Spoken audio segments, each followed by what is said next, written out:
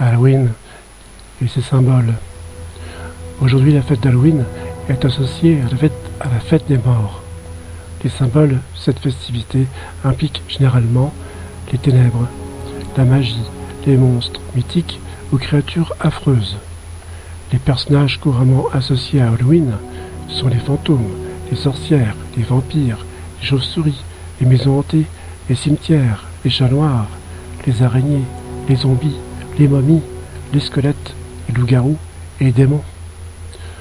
Aux États-Unis, les personnages inspirés de films d'horreur ou tragiques sont mis à l'honneur comme Dracula ou Frankenstein. Et les chrétiens dans tout ça.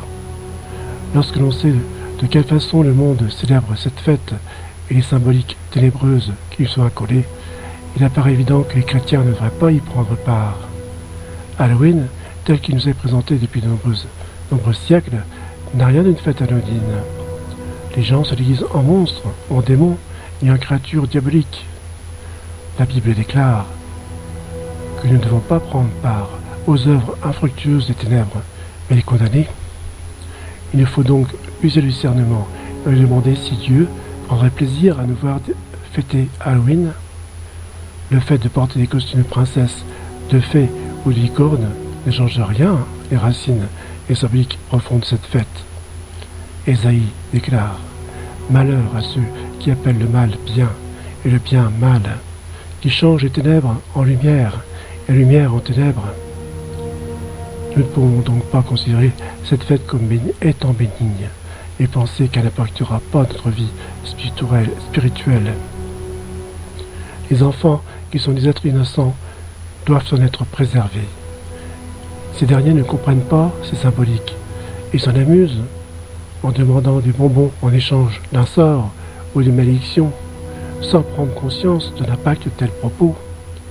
C'est donc à nous, adultes, parents, frères ou sœurs, les enseigner sur le sujet.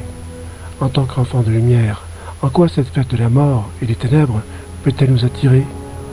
Quel intérêt y a-t-il de se déguiser en démons, ces mêmes êtres que nous sommes censés combattre au quotidien? Jésus pourrait-il prendre part à une telle festivité? Toutes est question de conviction, et si vous n'êtes pas toujours convaincu, nous vous recommandons fortement de prier et de demander l'avis du Saint-Esprit. Mais une chose est sûre, l'ennemi doit sans aucun doute se réjouir de voir les ténèbres bénéficier d'une telle promotion durant Halloween. De notre point de vue, Halloween est et restera une fête païenne qui ne devrait pas être adulée ou célébrée par les chrétiens. Un enfant de Dieu n'a pas à y prendre part, de quelle façon que ce soit.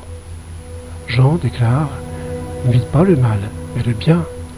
Celui qui fait le bien est de Dieu.